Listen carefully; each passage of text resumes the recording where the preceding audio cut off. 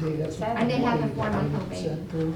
He's got Yes. some Oh, cool wow. How can they, ideas how about this. can they not We need to pay? take it off and not for But force them to be at home. And discuss it tonight. Yeah. The other thing is, that this is gonna be short anyway, because one of the items here is not gonna happen anyway. Looks like a Joe Garitano virus. enhancement, Disaster. doesn't it? The blinking, the changing colors. I swear it's me, he's not doing it. He's changing his glasses again. Yeah, he doesn't look any better on Thanks. camera than he does off. I like these better, they're easy to read. You have any extra of these, David? No. I mean, I probably didn't make enough. I kind of know the situation, so you want this one. Hey, Garitano, you don't look any better on David screen than you Hudson's do off. Water fall situation. Yes, I have one for Surgeon General of Wildwood, Surgeon General of Wildwood, yes. That'd be kind of cool. General Surgeon General, give me one of these. What is it? That's the thing. Put it in the budget, Sam. That's fine. Joe, you're gonna have to do something exciting if you want us to keep Okay, watching we're your live. face. When did we get this? 'Cause I haven't seen it. Can you do juggling or something? Oh. what do you want me to juggle? Yeah, juggles, do handstands, cartwheels maybe. Oh, well, we tested it out in the prior meeting I and, just, yeah. nope. Garantano, shush. I'll do this to get attention. So we're calling the meeting to order for the Planning and Parks Committee meeting on Tuesday, March 17th. Do we have any? Thank you for coming. I have a point of order, Madam Yes. Chair. Yeah. I'd like to make a motion to move something out of the not ready for action to the agenda and possibly place it in a spot where we're not going to have a discussion tonight anyway. That's my understanding is one of the items is not going to happen because of the COVID-19 virus. That I believe the item that I'm referring to is the report on the Village Green. I guess the folks that we were going to meet with are not coming. Was that correct? Is that Hey, right? hey, John. Do we not We do have a to do a roll roll call, call first. roll call and all the good stuff? Yeah. We do roll Yeah, call. okay, I do. just jumped The director ahead. can address it, but we do need to discuss it because we're considering an online format, so we probably need to hear the director. Okay, all right, all right, so, Okay, we need to take roll. Gary? Councilmember Grignani, here, Councilmember Bartoni, Here. Councilmember Remy, Yes, here. Councilmember Dodwell, Here, Councilmember Vogt, Councilmember McCune, Here. Councilmember Garitano, Chair McCutcheon. Here. Here, yeah, Got like a 3-second delay. you hear me? yep. Gotcha. do we want to? Do I hear a motion to approve the minutes? Mr. Bartoni and Ms. Hadwell? Yes. All those in favor? Right. Aye. Any opposed? Aye. One abstain. Abstain. One abstain. Two Two abstain. Motion passes. Our first item of business is action items.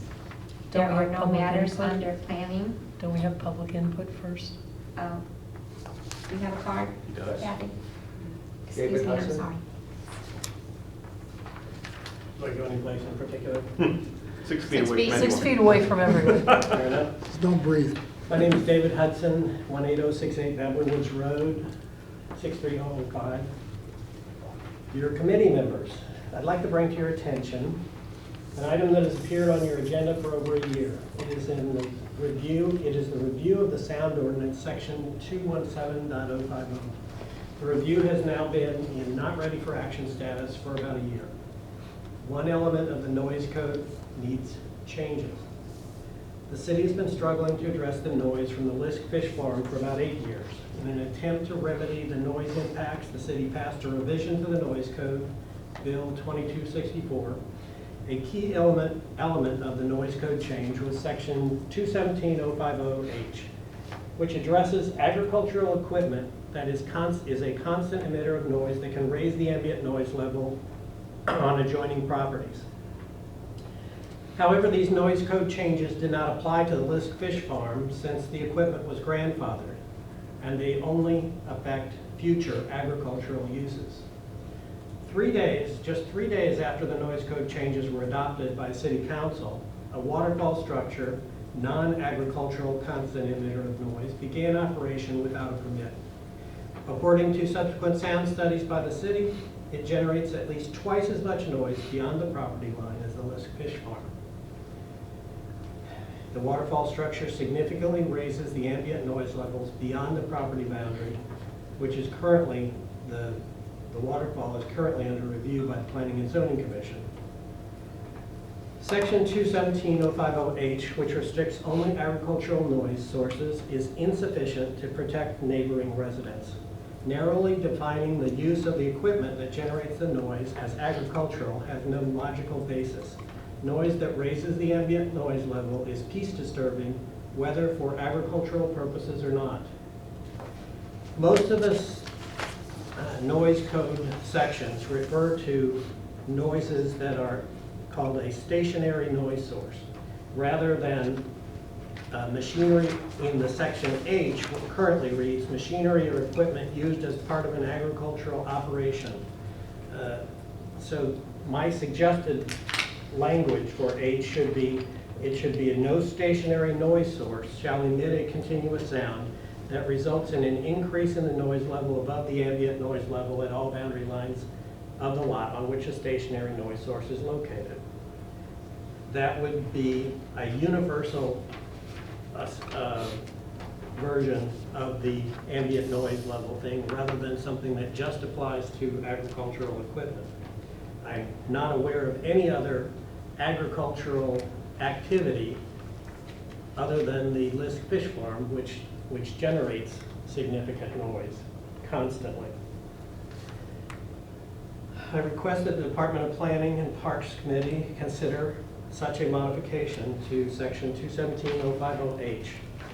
I also have a sort of personal request for each of you to go outside, spend a few minutes, and listen to the ambient noise level where you live.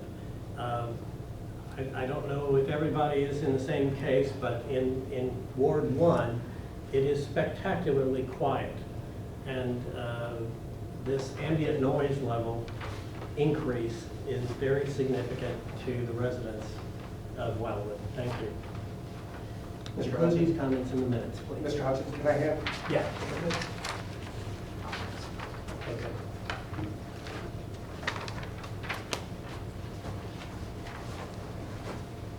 Our first action item is under Parks Matter.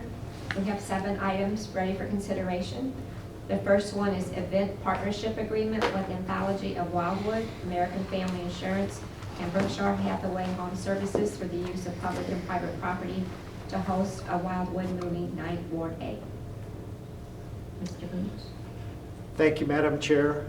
Madam Chair and members of the committee, the Department of Planning and Parks was approached by 3 different business entities in the city of Wildwood. The first being American Family Insurance, Mike Sedlak. Many of you know him. He was the former president of the Wildwood Business Association.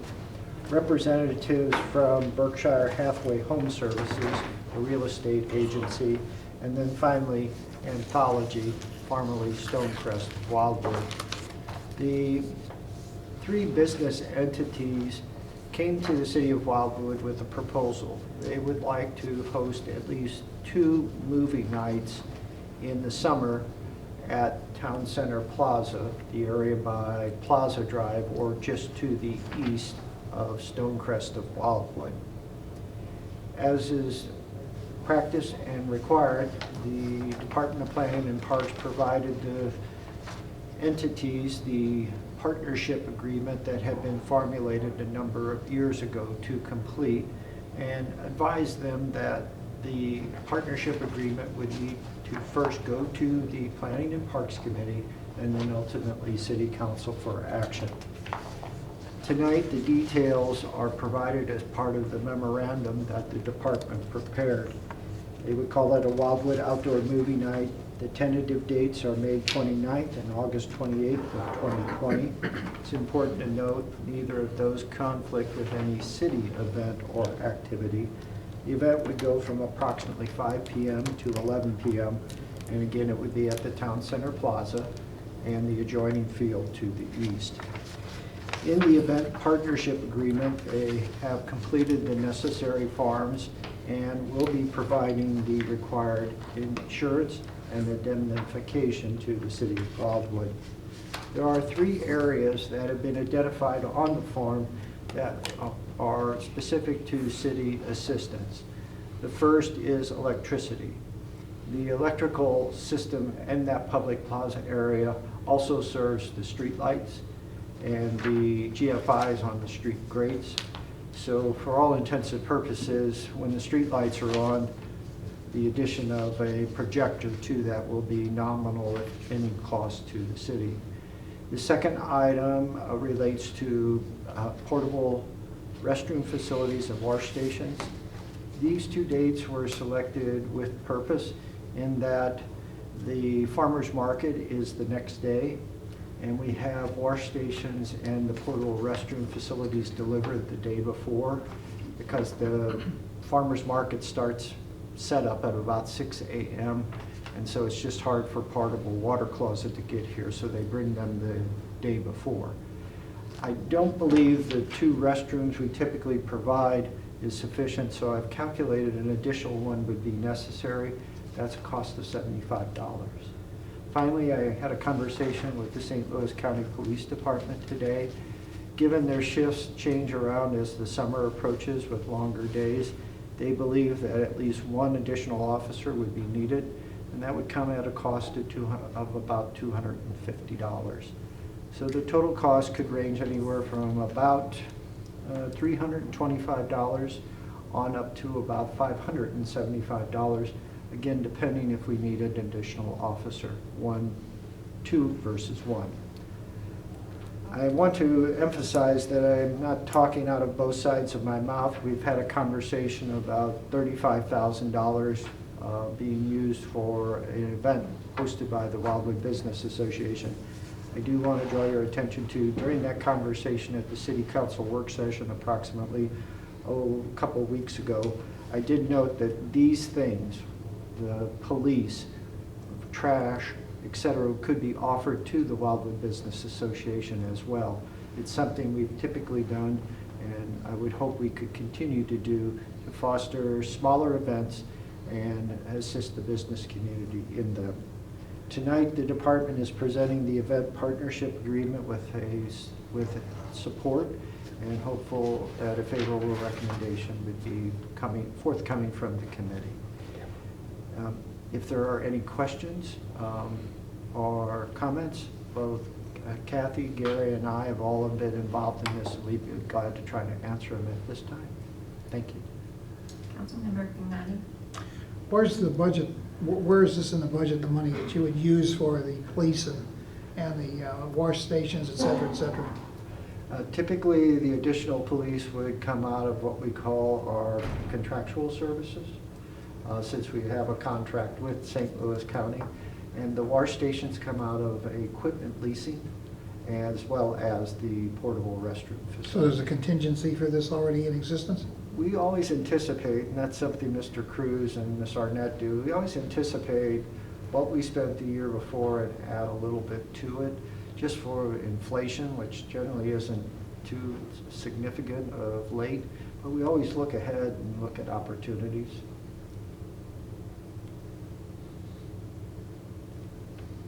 Councilmember Hathaway. As the chair of the Economic Development Committee, I'm in full support of this just because I think it gives our local businesses an opportunity to provide some things to the community and helps them portray themselves in a positive manner for all the citizens of Wildwood. And I think with the somewhat chaotic times that we're in right now, it would be nice to have a few extra get-togethers throughout the summer for those who want to join in on it and be able to come outside with their kids and watch an old movie. So I'm going to vote yes for this and would like to make a motion that we put a vote forward. Is there a second? I'll second. Crystal? So before you made the motion, so I just had a couple more questions to follow up. So That's how much fine. staff time do you project, Joe? Like money, if you put it in dollars? In terms of staff time, I expect that I will be the only staff person there. I'm salaried, so once I go past 40 hours, I'm free. So I didn't know about Sunday. Tuesday, you're free every week? Yeah. pretty much? Yeah. And then the trash service, you brought that up, is that included in this, or is that? What we're going to do is, we have some of the brute trash cans that we used, and we'll basically have liners in them, and then the three entities have agreed that we'll just collect the trash at the end of the day and deposit it in the back and on 2 dumpsters, whether it's recyclables or regular trash. Okay, and have we done these before? We, as the city, used to host movie nights, and we did it in the summer thinking because it's hot out, it'd be nice just to sit on the lawn and enjoy a movie. And what we found is during the summer, the sun doesn't go down until about 9 o'clock some nights, and then by the time you can start the movie, it's actually 9:15 or 9:30. And we had a lot of tired kids and angry parents, so we switched and went to concerts during the summer again. We tried the movies in the fall and just didn't have success because it was generally just chilly. And I remember that conversation that you brought up because we were trying to come up with the event planning, I think in this committee. So I was just kind of curious of, you know, if we saw the failure of it in the past, I just want to see if this is going to be successable. And it's a good test. We haven't offered movies, public movies, so to speak, outdoor public movies for a number of years. And I'd just be kind of curious to see how successful it is. Okay. You answered all my questions. I just Thank you, want ma'am. to know. Thank you. Joe, have we approached the Wildwood Business Association for participation in this? We've left all of the organization up to the 3 businesses that I mentioned at the start of the presentation, and we've been working directly with them, no others. Ken? Mr. Wooten. Can I speak? Deb, tell him he can go next. Ken's going to speak first, and then you're next on the list. You have to speak to the phone. So I'm in support of this. I think I agree with Ms. Stadwell on this. My only question would be, do you have to be there at nighttime? Or could just a couple council members come in your place? You're certainly Yeah. welcome, and we can train you, but I've always just told Mr. Sedlak, it depends on the movie. Fair enough, that's a deal. That's a That's a deal, deal. And yeah. if you don't like the movie, Then I can be there. I think a bunch of us would be happy to go in your place. Yeah, definitely. Yeah. Well, thank you. And like I say, as we get closer, we'll work out the details. We could see you in the chair. Yeah. Mr. Garantano? Yeah, I just want to echo the comments. I'm fully supportive of this. This is the kind of event that we'll need after having folks probably kind of pull back from socializing. So I'm glad that we have the motion. Otherwise, I'd go ahead and make it. So we have a motion on the floor to approve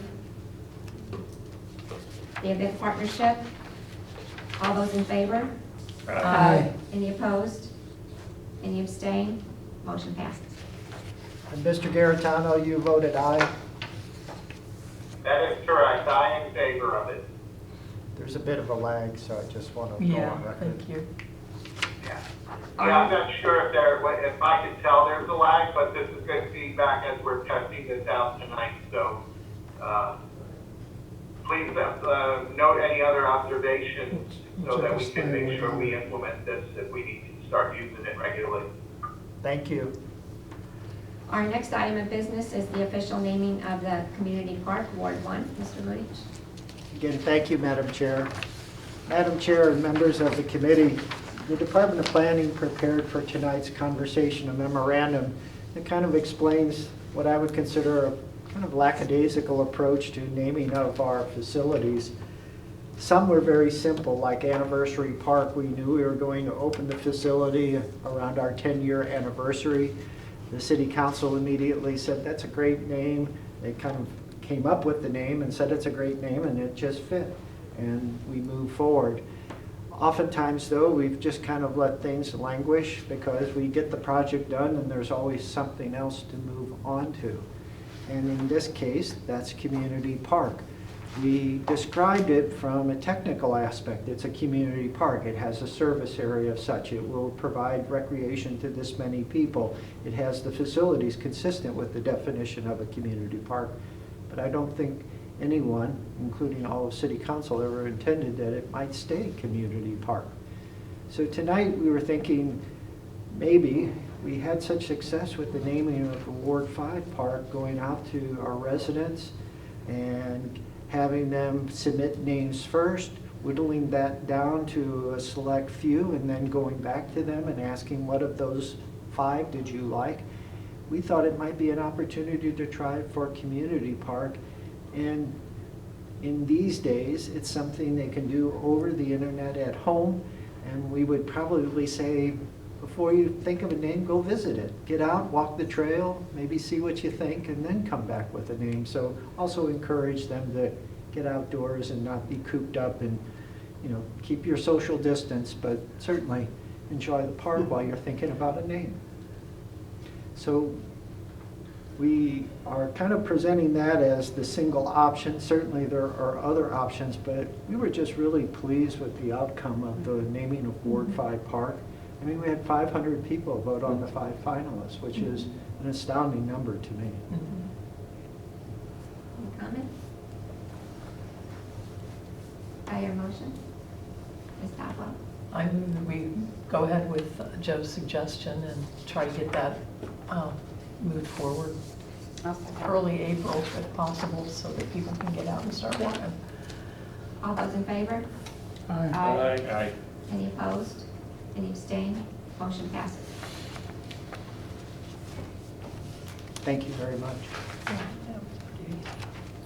The next item of business is bidding process for the pedestrian bridge at the Manors at Meadows of Cherry Hills, Ward 8. Thank you again, Madam Chair. Madam Chair and members of the committee, the Department of Planning has prepared for your consideration tonight another memorandum relative to this particular project. This project, for all intents and purposes, is a collaborative partnership between 2 entities.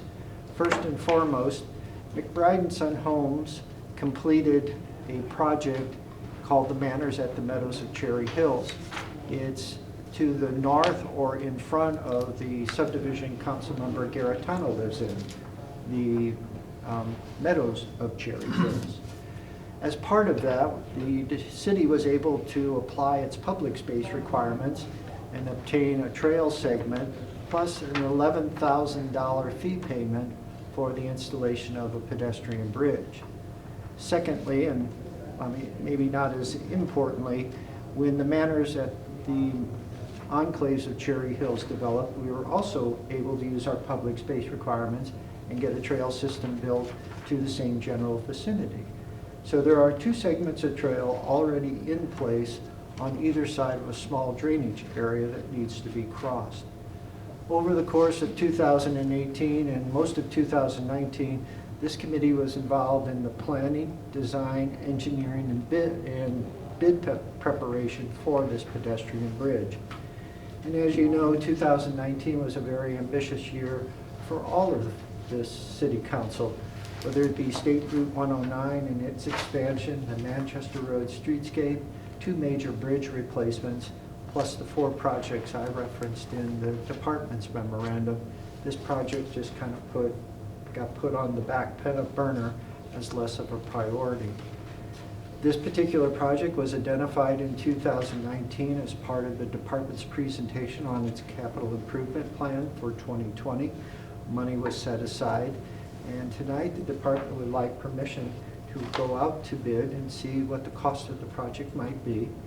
With the bids in hand, the department always presents those to the committee for its consideration and recommendation, and then we would go through that process from the bidding point on. The project may not come to fruition if the bids aren't favorable, but I'm thinking, given all that's happened of late, I think there's a lot of contractors that would probably like a chance to do a project while they weather the storm, so to speak, we're facing as a country. So tonight, the department is respectfully requesting authorization to go to bid. It doesn't mandate us to proceed forward if the bids aren't satisfactory, but it gives us an opportunity to understand what the bidding environment is, and if good, we can do a project this year if we choose. Councilmember Craig Nunny. I have a couple of questions, Joe. This is a bridge that would span Old Manchester Road across the two sections there? No, sir, I'm sorry, I didn't do a very good job describing it. Kathy, can you describe it since you have the pointer? Sure. So Manchester Road is here. Okay, The bridge is actually here. It connects, this is the Manors at the Meadows at Cherry Hills, this is the Meadows at Cherry Hills, this is the Enclaves at Cherry Hills, and it connects those two subdivisions. The trail's in place, and then you can see there's a little bit of trail that would be built in the bridge, but it crosses over that creek. is this gonna have to be put on pedestals to keep it above the creek bed level? Yeah, this. It looks like those are trusses on the end, right? Yes, the design is the bridge, the pedestrian bridge would span the entire width of the creek.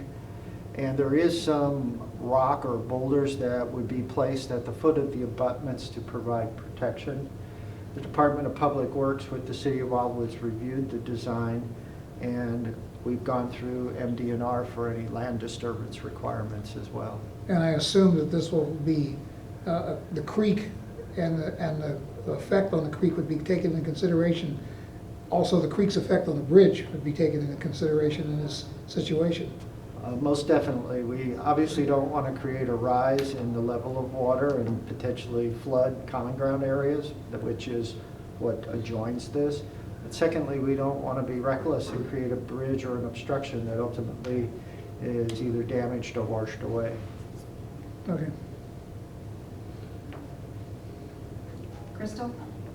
Joe, just so there's no surprises, the plant schedule, I know we haven't looked at that, and with the new developments with Miss Edens, could we make sure that we don't have any invasive species that are on this list currently? Councilmember McCune, excellent suggestion, and I will have Mr. Keitel, the landscape architect, review it and make any alterations before the bid documents are prepared, if a favorable recommendation is presented from the committee tonight. Mr. Garantano? Thank you. Yeah, Joe, thanks for bringing this up.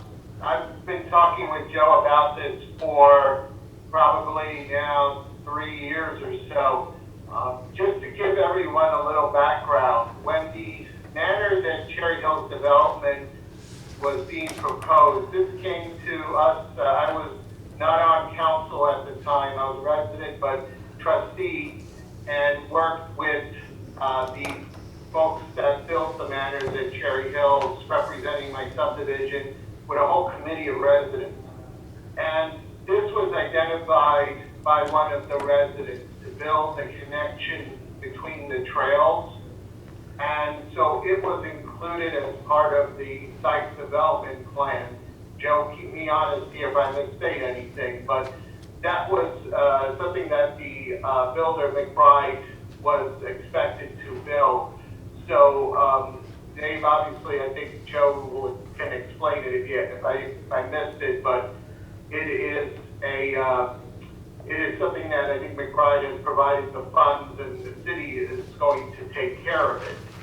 So what the residents have been asking over the past few years are, when are we going to get our bridge? It was basically an improvement that came about as part of the discussions between the residents and McBride to build this subdivision. And that's why it was included as part of the site development plan. It worked out as a win-win for everyone. We have now 2 trails that do not lead to anywhere.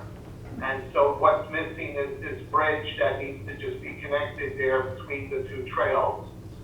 So we've been patiently waiting for it. And, I think this is something that obviously the residents have been committed to getting. And, like Joe mentioned, there have been a lot of other projects over the years. So I'm glad that finally we're going to get this done. Because otherwise I think we probably would have been asking for this or expecting it probably a year ago. Mr. Bartoni? So The bridge is crossing over a creek, correct? And is it connecting two paths? Yes, sir. How are you getting across it now? There is no crossing, so as Mr. Garitano just mentioned, it's kind of two trails that don't connect and end up just one in a little cul-de-sac to the right side of the plan design, and then just a dead-end trail on the other side. So I know Google Earth is not always current. So there's the trail there. Hmm? That's in the Manors at the Meadows. Okay. So you can see the little loop down here. Right. And this is showing the development of the new subdivision. Okay, so the bridge is gonna go over More down in this area. down in this area here. Okay, and is Joe correct that most of this is already, there's money set aside by McBride to pay for this? McBride provided an $11,000 check per the public space requirements and completed a segment of the trail to make the connection. Okay, thank you. Those are my questions. Thank you. So you do have money in escrow? Yes, the money's been set aside in our public space account. I apologize, I got closer to you than I should. Ms. Stockwell?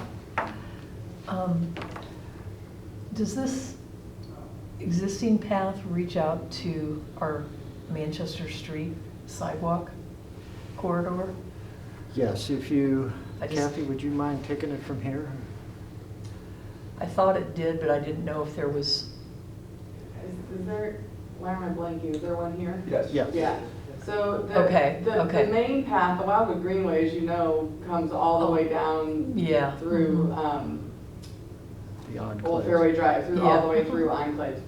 And then, yeah, down Manchester, but there's a connection off this cul-de-sac through this common ground to Manchester. And then Okay. there's the sidewalk connection in the Manors at the Meadows as well. Okay, so that would give somebody the ability to, if they wanted to go into town center, they Yes. could easily do that as well. Yeah, Okay, connects both. just wanted to make sure we were crossing all our Ts. Mr. And we're crossing all our creeks. And Councilmember Dodwell, it creates a nice little loop if somebody Mhm. just wants to kind of go from one subdivision to the other on Manchester and create the loop. Mhm. That's oftentimes what Mr. Cruz and Ms. Arnett and I try to do, is not necessarily create long links, those are nice, but also create nice Yeah. little loops. Yeah. Mr. Reed? So It keeps them off that's heavy helpful travel to know street. that there's $11,000 allocated for this. The land on either side of this bridge, that's public land or that's common ground for the subdivisions? There are common grounds to the subdivisions, but at the time we platted those subdivisions and the common ground area, we obtained easement. Okay. Because I think it's a nice idea.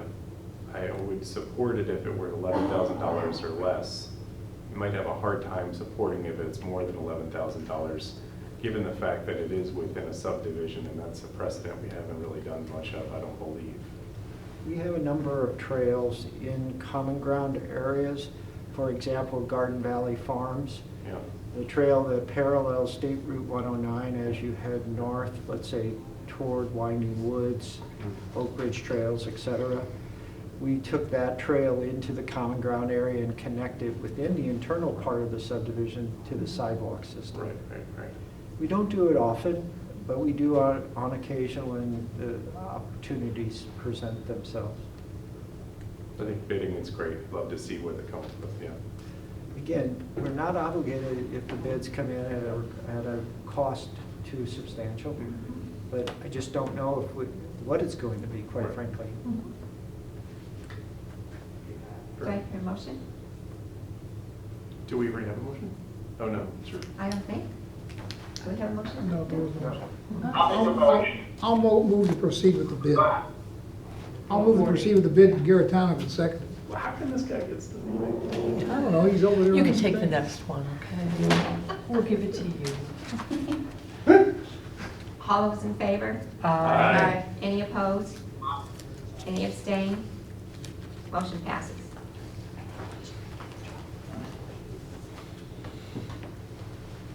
Our next item is installation of lighting along certain trails. Thank you again, Madam Chair.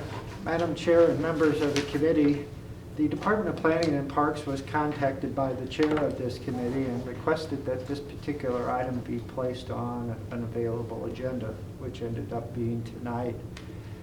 I believe Madam Chair was contacted by a group of residents requesting the potential lighting of certain trail segments in and around town center, the Wildwood Greenway corridor, etc. The department is presenting it tonight for your all's consideration. As background, I do want to note that during the Great Streets project, there was an attempt to light a certain portion of the Wildwood Greenway corridor from the first pedestrian bridge to the Taylor Road State Route 100 intersection. It ended up being just under $53,000 to install 35 Bolliard-type lights, which are represented in the screenshot or screen that Kathy's prepared for your consideration. Ultimately, the Great Streets project, at least the section in the city of Wildwood, was well beyond budget, and we ended up removing a lot of different things. One was the trail lighting. So if you wanted to kind of gauge the cost of trail lighting and what was thought to be an appropriate approach to trail lighting, that is why the plan sheets and the information from that particular project was provided tonight. And with that, I'm going to turn it over to the chair. Yeah, I've had several residents mention the fact that, especially in the evening, late evening, when they're trying to walk the trail, given that a lot of it is blacktop, it's very hard to see, and for safety concerns, they felt like we should have some of our trails lit. Can you show a map of this on the big screen for me? Yeah, can we see a map of, Like what the area you're referring to, I just can't. Well, I'm looking at Google Maps trying to figure out. yeah, I was looking through here earlier, I couldn't. Where we figure don't out have where. sidewalks, and I couldn't figure it out. Sorry, I Kathy. have a question for you. Okay, just could not picture. Mr. Village, my question to you is, these are hardwired lights, these are not solar powered? They are hardwire lights. We actually looked at solar as an option. The area for a solar panel was so small, and the technology at that time hadn't advanced as much, it just wouldn't work. And we had our lighting consultant, that was part of the Great Streets project, look at how best to do it, and also to create the necessary illumination levels for safety and security. And the 35 bollards, according to our lighting consultant, was not sufficient to achieve the uniform level of lighting that would be recommended by the oversight agency. They actually said they thought we needed almost double that. So it's an expensive proposition, but if there's key intersections or key locations, we could certainly look at that, and then also go back to the solar technology, which has seen substantial advances over the last 5 years or so. Yeah, normally I would be opposed to solar power because they tend to put out poor lighting, plus the solar panels tend to become corroded over time from the weathering. But I think the technology, as you say, has improved. Did you get a cost differential between hardwiring versus solar? Was there a substantial difference? At that time, we didn't get a cost, as I recall, because it wouldn't work. Okay. There was no need for a cost calculation because the solar panels just weren't functional. The other problem we faced, and I just recalled it, is if we use Bolliard type lighting and put the panels on the Bolliards, they're accessible for damage. I mean, you can come by and just smash them if you choose. So if we were to look at a solar option, we probably would want to go to a different light standard type. I think it'd be worth looking into now. Does putting lights on the trails invite more activity at nighttime? It certainly makes it more accessible and increases the comfort level. The other issue, and this is one we've debated internally for years, when we start lighting up things more, we impact the night sky no matter how hard we try not to. And a lot of people, Mr. Hudson being one, moved to Wildwood before the dark sky, where you could still see stars. It's getting harder and harder with what our neighbors are doing and some of the things we've done. But it's a balance. Do you want more lighting on the trails and potentially affect the dark sky? Or do you basically not necessarily write off the dark sky concept, but understand the safety and security component of the trail use at night? But couldn't you theoretically, sorry, just a follow-up to that. Theoretically though, and wow, I'm the youngest person on the council right now, but I'm gonna sound like the oldest. If in fact, couldn't you just put a sign that says trail closes at dusk or at 9 or 9 o'clock? And then preclude people from being there at midnight? Actually, didn't we increase the hours at the request of the citizens? Yes, we did. And that's one of the things I think that brought this up. So we invited it to ourselves. There's 3 tiers of trail lighting. There's 3 tiers of trail lighting, so correct me if I'm wrong, Gary. In town center, we allow trail usage up to 10 p.m. We've always done that because we always assumed town center would have a higher activity level. Most recently, we granted trail extension hours for a portion of Community Park, Bluffview, and Rock Hollow only. Thereafter, all the other trails are from about a half hour before dawn to a half hour after dusk. Okay. Those pesky kids. Crystal? So I just have a couple concerns. One was the height of the lighting, tripping hazards, somebody, the dog getting wrapped around it, the leash, it takes off, whatever. So the low lighting I have a problem with when you have higher lighting that kind of canopies, but again, you're putting more wattage and more cost added. So for that, I'm just a little concerned because we always wonder at the nighttime hours, just like the Frisbee dog, is it going to get vandalized? I like the idea of lighting it up, but then where do we stop when there's more requests? And did we invite more hazard to our trails by providing lighting? And one goes out or it's not illuminated properly or whatever, that we run into those concerns. So I'm just looking at the risk factor, the maintenance of those. They're gonna fade, they're gonna start looking because they're in the shade or in the sun. So I'm just looking at the overall thing, but I do like the idea. I'm not against it, but I just, this is hard because a lot of work has went into this.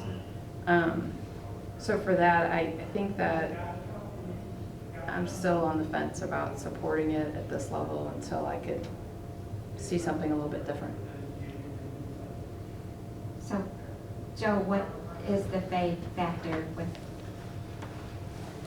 Well, the stress creep light standards we have throughout town center, the regular ones, they get refinished about every 5 years or so, just because of the sun.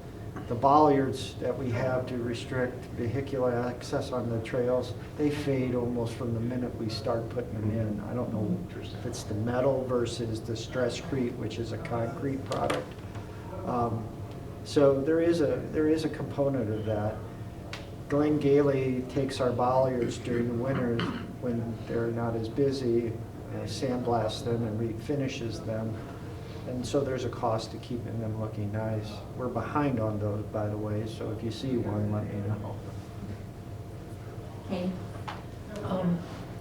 I tend to agree that while I want people to be able to get to town center, if we make it available at nighttime with light, that shows that gives the appearance that it's a safe trail to walk, that everything will be okay. But there's going to be spots where there's going to be darkness, there's going to be spots where people could potentially be hiding, so that concerns me. And then my other question is, how many people have actually asked for this? Do we have any sense of that?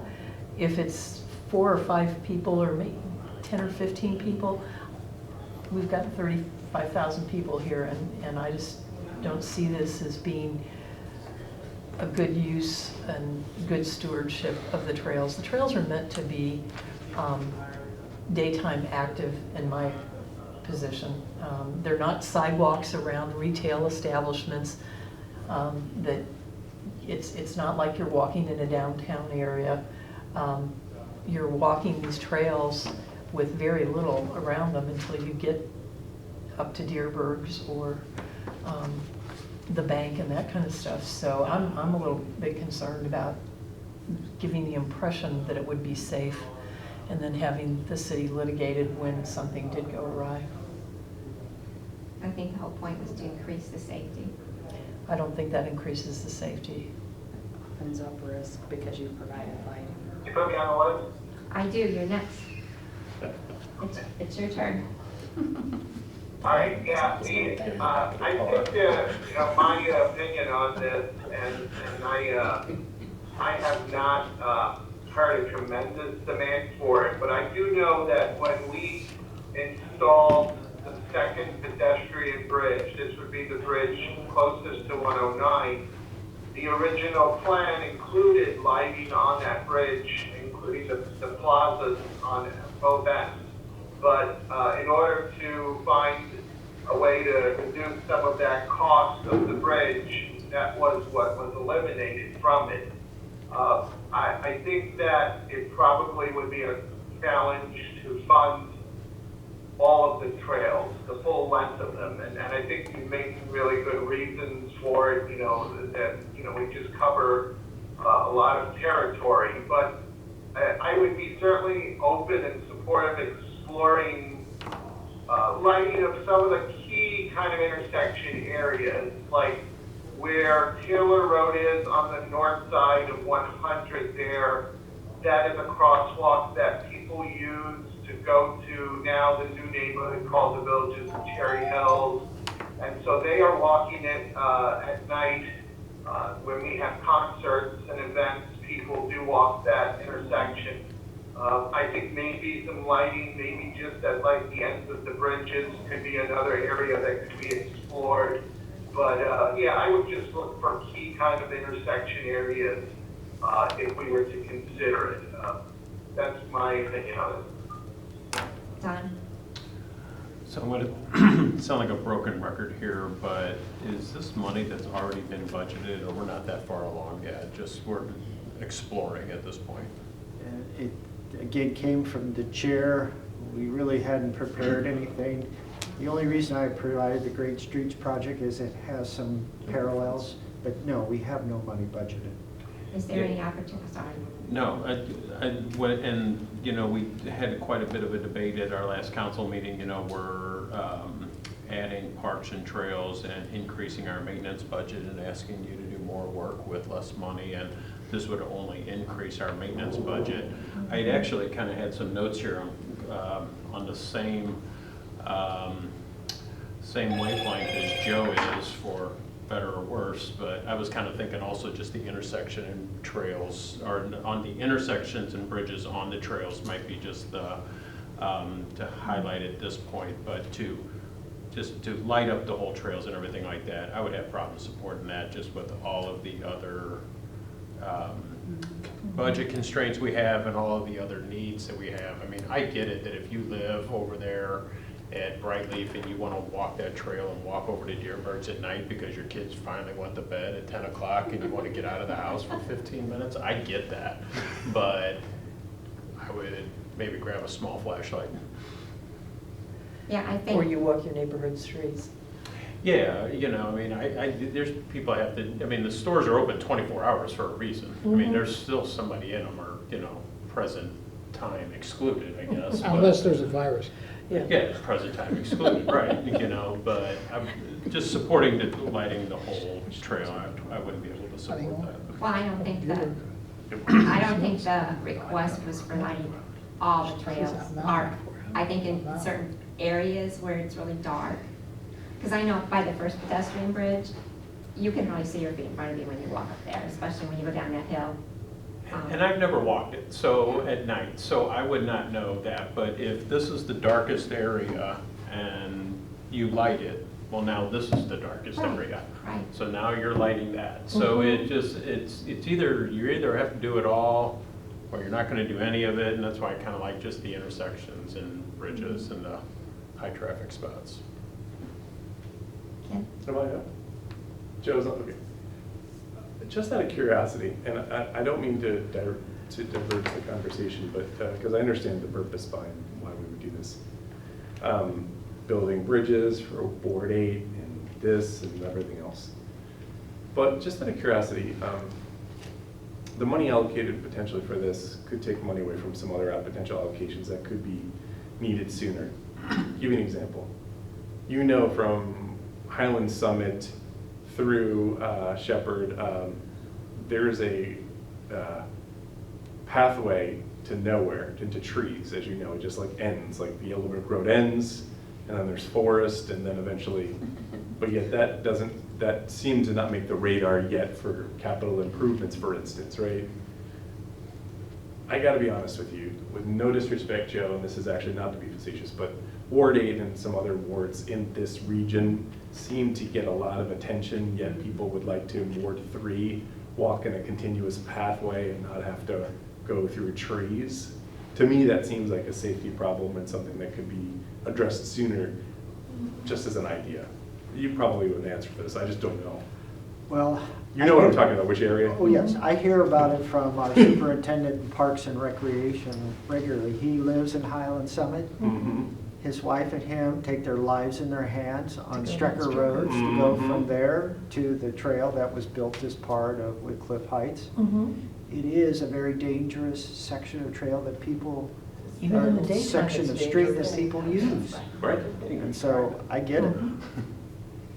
But I guess you gotta speak. I got you, Gary, I got you. That particular location, even daytime, is dangerous.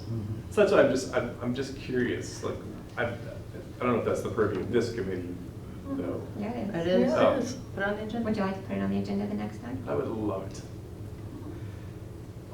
I have a suggestion, given that we've kind of identified a potential location for some lighting, and Dr. Gragnani already mentioned that we had looked at lighting the second pedestrian bridge.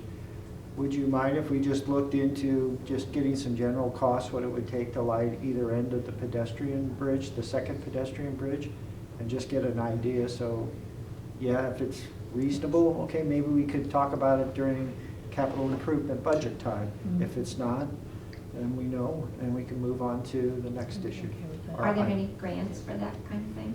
We can certainly check as we could do our research on the lighting itself, and Mhm. we'll look at both hardwired and solar, if that's okay with the committee. Yeah. Sure. Chair, if I could just comment.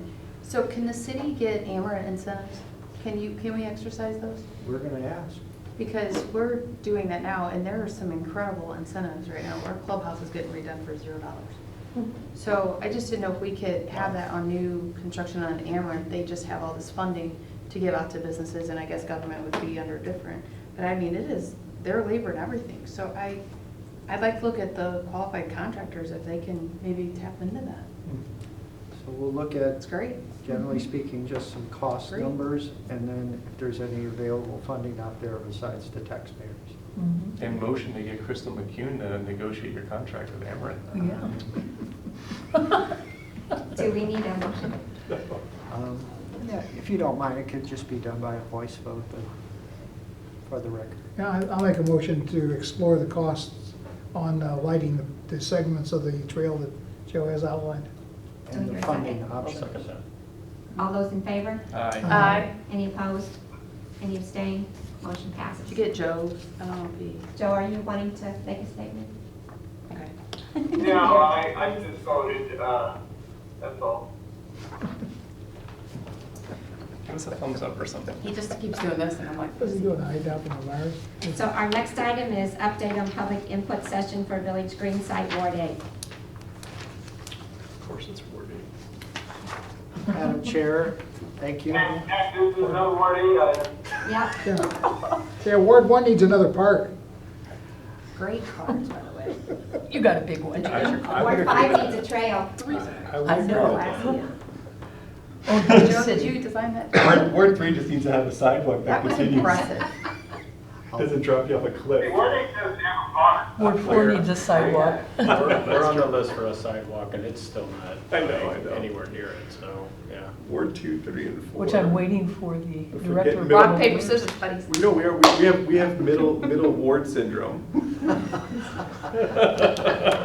1 in 8 get all the attention. Yeah. No kidding. Occasionally 7 did because they used to be the oldest. Or the youngest, rather. How does one get anything? One Not get anymore. Thank you again, Madam Chair. I'm sorry, we've gone way off. Madam, I think it's fine, actually. We need a little more laughter. Thank you.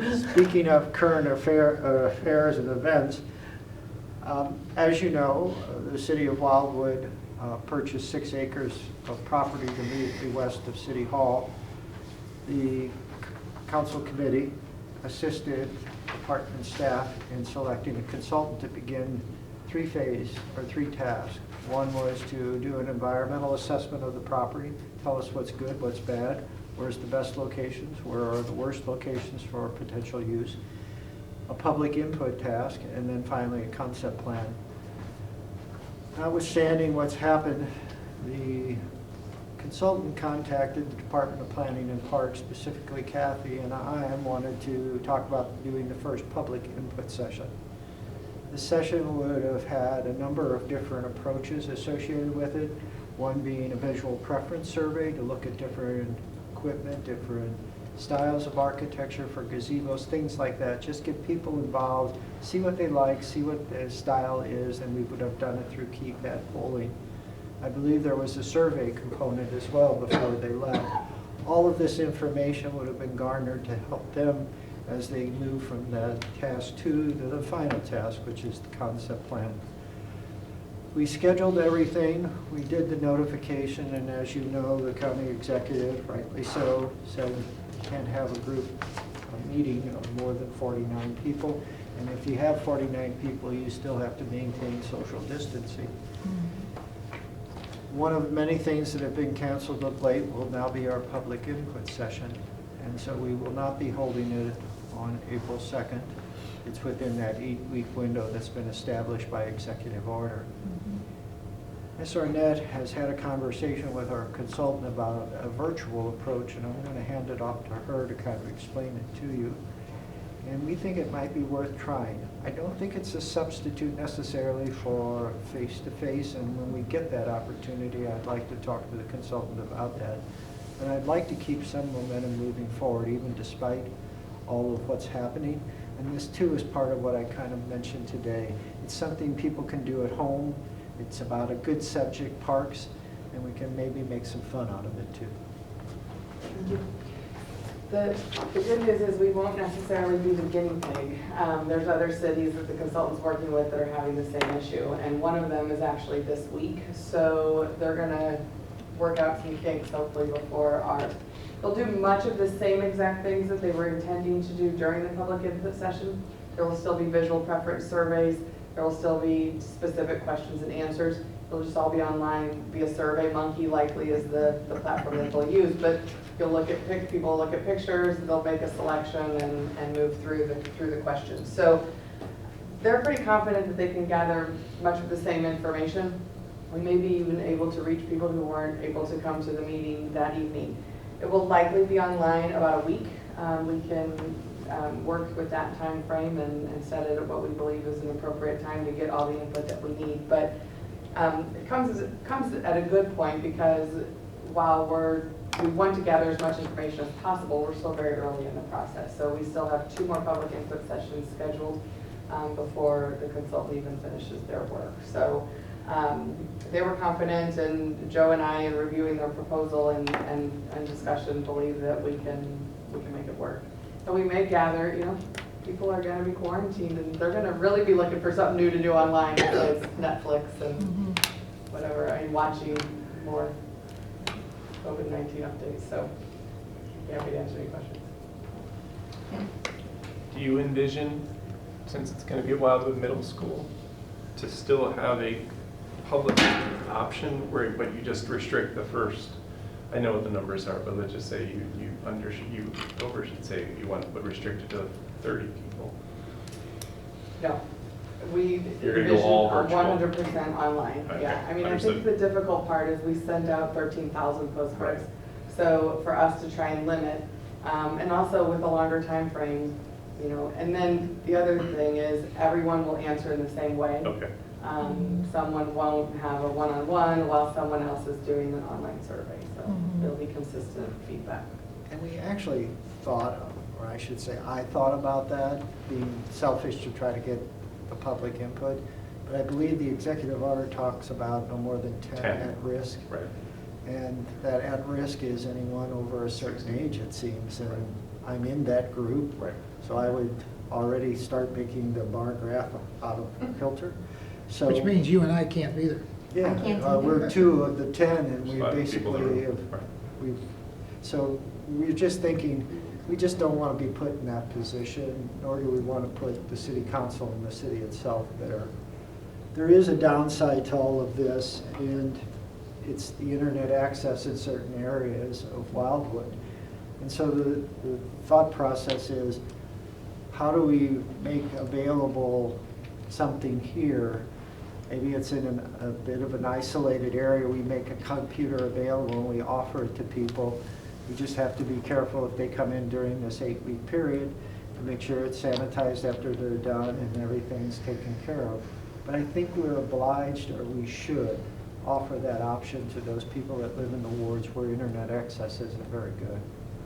I think though, the other thing is SurveyMonkey is formatted to really work on a smartphone. Oh, And I think that if they don't have, if they have poor internet at home, they likely have a smartphone to help out too. And we need to make note of that in Yeah. the Yeah. announcement. Yeah, that's a very good Yeah. point. Doing Thanks. forms, or you're gonna do forms or SurveyMonkey? They just mentioned SurveyMonkey Sure. as what they were kind of thinking, Cheap but and easy. yeah, I think we could recommend or ask them for whatever form we feel most comfortable with. One other item I just wanted to, before I forget, ma'am, and I apologize. So you may think, well, where are the photographs for the visual preference coming from? A lot of it came from their first visit to Wildwood, where they talked to the committee that at one of our meetings, met with others on city staff as well as elsewhere. They also, I think, are going to try to meet with the educational institutions in town as well as the business association, so they can get their input of what they might like to see happen in the 6-acre tract of land. So all of that'll feed into what they're presenting. It's just not, hopefully, a random approach as some might think. Katie? My question had to do with, while we have to do this electronically for this first round, I guess, are we planning on having a face-to-face public with some boards, and similar to what we did with City Park, where, here's some favorite things, and being able to have some pick and choose kind of activities Most later? definitely. There's 3 phases, and each Yeah. phase includes a public input session. The hope was that all 3 would be face-to-face. So we're just gonna have, the goal now is that 2 and 3 will be face-to-face in a school setting similar to what we had proposed. We'll just have to see how far the process moves in conjunction with the I'm virus. hopeful that we get a lot more input, quite honestly, than the face-to-face sessions. So I'm excited for trying this as an initial start so that we can get input from those individuals who couldn't attend a face-to-face. I think the other nice part with the situation right now is families are at home. And so, people are not necessarily inclined to bring their small children or middle schoolers who are so bored to a public input session on parks. But when they're all home, they may gather around the computer and That's a say, very what good do you like point. better? What do you think? And really give us a variety of input that we're looking for. Yeah, that's I a think good it may work out. Sure. You do that well. So bored. So I have teenagers in my house, can you tell? Yeah, because my parents are happy to get the heck out of the house. Yeah. So I'm all for trying this. I mean, it's, people are going to be, everybody's lives changing. There's people who'll be working at home for the first time in their lives. There's people going to be going to go-to meetings for the first time in their lives and webinars. So this could be something new as well. As far as having the next 2, like the hope is to have the next 2 public input face-to-face, I would almost say that's got to be a must. I mean, if this, if this virus thing goes on for 4 more months, I mean, it's very unfortunate to everybody, but it's still going to be important that people are able to see this and to see it and touch it. So I would almost want to make sure that that's guaranteed. But, so is the plan to have this, you know, because like the way this was going to be, I guess, was if, you know, 6:30 to 8:30, but if I showed up at 7, I didn't miss anything. Right. You know, so you could walk in, you could still talk to somebody, you could ask the same questions. Is there going to be a moderator to this, or is this going to be still like, if I can join this when I want, or like, how are questions and answers going to work? That's a good question. We will have on the survey contacts to staff and probably contacts to the consultant as well if people have, but it'll kind of be a self-guided tour relative to moving through the survey. But at any point, we will have contact information all over there. So if there's questions, they can always call, they can email, whatever that they need to get answers to their questions. So, and that's another reason why we're giving so much time for the process. It's like people may see it and be like, yeah, I'm going to ask about that and go back to it after they've had some time to get that input back. So that was going to lead me to my next question, Kathy, is like, can this be available for like a while? Mhm. Like until we have to make a decision, or, you know, like we can have this on the website and a link on the newsletter, like this is still there? Definitely. The consultant had at first suggested that it be open for a week, but we can go longer. I mean, I don't think there's necessarily any harm in stretching out our input time and seeing kind of what we get. Eventually, you know, we'll just have diminishing returns and we can close it, and then the consultant moves on to the next, you know, to gathering and tabulating all that information. But yeah, I don't think we have a hard and fast, this is a 3-day survey and we're done. And maybe if we do have it up there for a week or a couple weeks or, you know, whatever, and then the first face-to-face meeting is 2 months from now, maybe we can put it back up just as, you know, like, oh, I meant to do that and I can't go to this meeting, but I can still do that. But as far as, so basically these are websites that you log on to, correct? Yes. Okay. Is there a number, is it limited to a number of participants? No. It's not. So No. if everybody, 35,000 people all of a sudden log in at the same time, it might be slow, but it's not. Yeah, I mean, if 35,000 people log in, we might crash SurveyMonkey, but I don't think we would, Okay. frankly. I mean, that's what they do, and Okay. I think it would be fine. There's no limit on response numbers, or I've never ever heard of an issue with volume being a problem.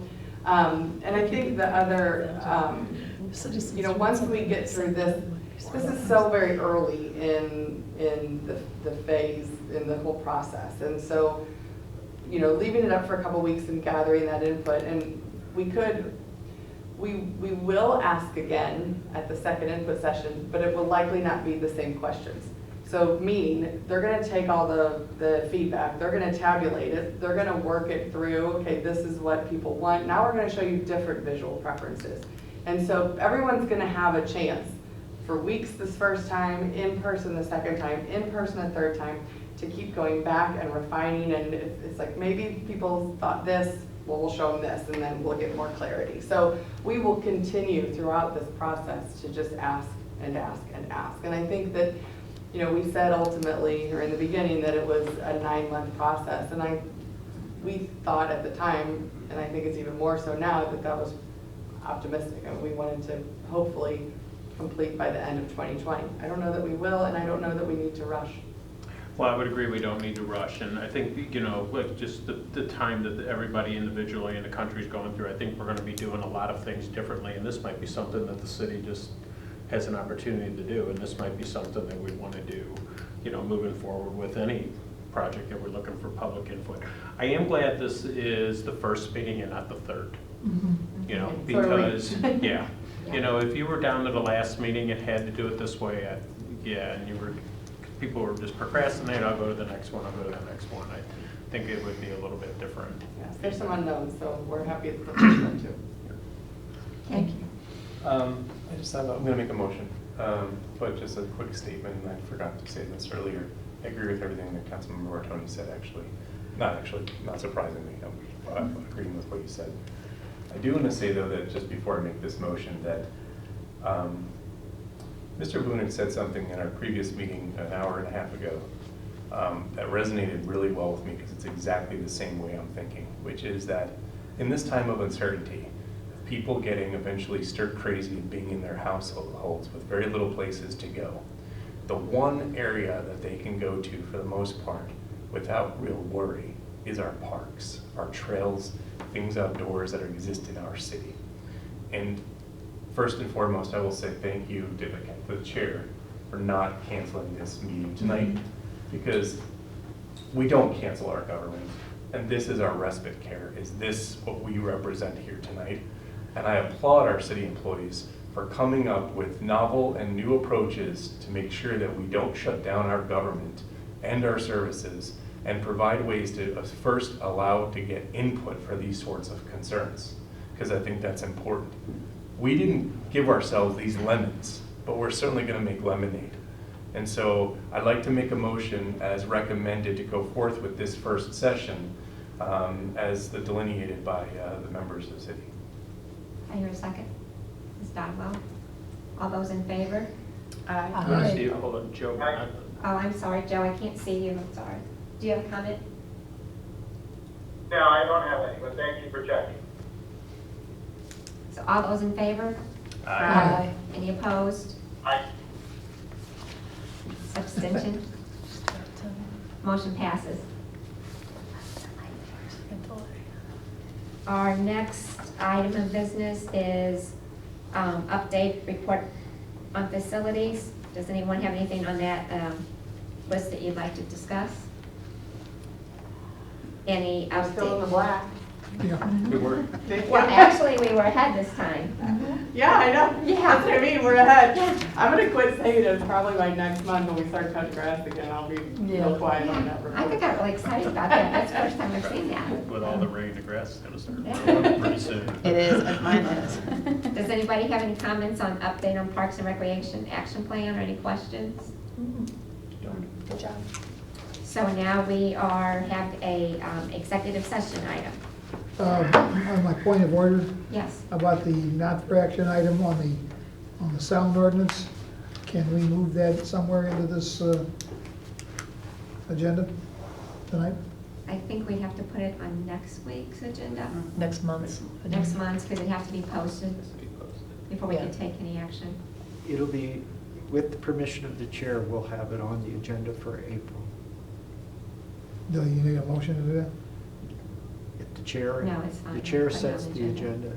And I will have some additional information. I've been in conversation with Dr. Thunder, our acoustical expert, and he's looking at several things for me. Is that really his name? Yes, Yeah. Tom Thunder. A sound specialist whose name is Thunder. It was Dustin. You are destined for life. Don't we have a general noise code? We do have a general noise Our state code. is talking about. And that wouldn't apply to the waterfall? The waterfall actually is below the limits established for residential areas, both daytime and nighttime. The flaw in all of this appears to be that continuous emitter of sound, which we found in the case of the aquaculture. One would have thought we would never have to deal with a waterfall that's operational unless it's a natural setting for hours on end. So, like I say, things, in Wildwood, we have very unique things at times. Mr. Hudson, you'll have to leave in public session. Executive, Sorry. sure. Thank you. And I need to I'm not being rude, stop, sir. It's just- everything live stream. So bear with me. How's Joe gonna continue? Can he- So I won't cut off go-to meeting. He looks like, you know the commercial where it's like the adult says, I eat Frosted Flakes, but it's in the dark because they don't want to admit it in public? Yeah. Or the life cycle commercial. give Poor us a Joe. better idea. You're telling me better. He's than sitting yourself. in a quiet room in his house, so. I enjoy my Frosted Flakes, but don't tell the family. So the one comment with live meeting, what I would suggest is the chair sit over here to watch the screen, so she can see, or he can see Yeah. the vote. Yeah, 'cause I can't tell. And I Yeah. apologize. No, I mean, we're learning, this is all new. This is all new. That's probably the feedback from me is that Feeling it's neglected. hard to get, I guess, attention when I want to say something. I think in the prior meeting when I tested it, Lauren kind of picked up on it, and she let Ken know that Lauren was facing the screen. So that's another piece of feedback. So my thoughts are that so far this